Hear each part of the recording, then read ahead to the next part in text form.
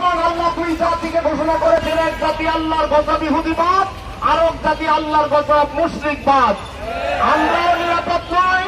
আমরা স্পষ্ট করে বলে দিতে চাই, মুসলমান যেখানে যেখানে আক্রান্ত হবে, সারা পৃথিবীর মুসলমান দেহের একটি অঙ্গ আক্রান্ত হওয়ার কারণে সারা পৃথিবীর সমস্ত অঙ্গ প্রত্যঙ্গ মুসলমানের অংশ হিসাবে আমরা প্রতিবাদ দিয়ে রাস্তায় নতুন নেমে পড়ব।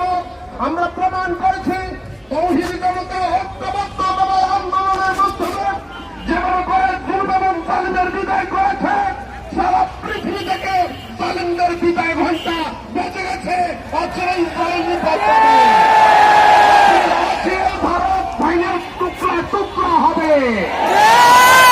আমেরিকার সেই সালতানাত, সেই প্রভাব প্রতিপত্তি বিনষ্ট হয়ে আবার ইসলামী হুকুমত বিশ্বব্যাপী কায়েম হবে।